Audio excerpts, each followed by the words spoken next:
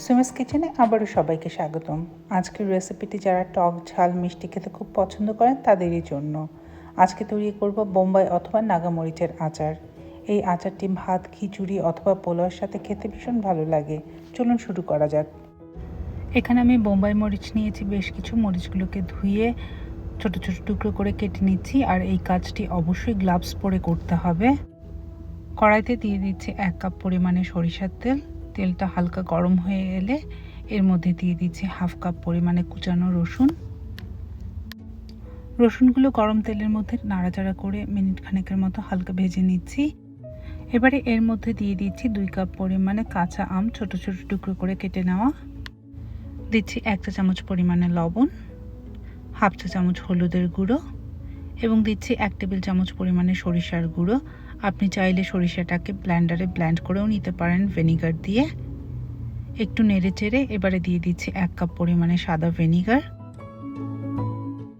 Vinegar আর আম বলক উঠে গেলে এই সময় অ্যাড করে দিচ্ছি 2 কাপ পরিমাণে কুচানো বোম্বাই অথবা নাগা মরিচ দিয়ে এটাকে নেড়ে কিছুটা মিলিয়ে নিচ্ছি।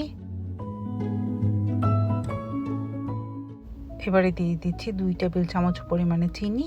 আচারের লবণ ও চিনির পরিমাণটা আপনি আপনার স্বাদ অনুযায়ী ব্যবহার করতে পারেন। লবণ ও চিনিটাকে ভালোভাবে নেড়ে মিলিয়ে নিয়ে এবারে ঢাকনা দিয়ে ঢেকে চুলার আঁচটাকে মিডিয়াম লোতে রেখে 10 মিনিটের জন্য রান্না হতে দিচ্ছি, অথবা যতক্ষণ পর্যন্ত না আমগুলো সম্পূর্ণভাবে সেদ্ধ হয়ে যায় ততক্ষণ পর্যন্ত। দিচ্ছি 1 চা চামচ পরিমাণে ভেজে নেওয়া 5 ফোড়নের গুঁড়ো দিয়ে এটাকে ভালো করে নেড়ে মিলিয়ে নিচ্ছি। এক টুকরো আম তুলে চেক করে নিচ্ছি আমটা ভালোভাবে সেদ্ধ হলো কিনা। আমার আমটা এখানে খুব ভালোভাবে সেদ্ধ হয়ে গেছে এবং তেলটাও ওপর দিকে চলে এসছে। এবারে চুলা বন্ধ করে এটাকে ঠান্ডা হবার জন্য রেখে দিচ্ছি। আমার চ্যানেলে এরকম আরও অনেক রেসিপি রয়েছে। আমার চ্যানেলের রেসিপিগুলো যদি আপনাদের ভালো লেগে থাকে আমার চ্যানেলটিকে লাইক, শেয়ার এবং সাবস্ক্রাইব করবেন। আর কোনো প্রশ্ন থাকলে অবশ্যই কমেন্ট করে জানাবেন।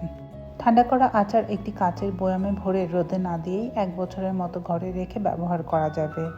আশা করছি আমার এই রেসিপিটি আপনাদের ভালো লাগবে। ধন্যবাদ সবাইকে আমার চ্যানেলটি দেখার জন্য। আবারও দেখা হবে নতুন কোনো রান্না নিয়ে সুমাস কিচেনে। ততক্ষণ সবাই ভালো থাকবেন। ধন্যবাদ।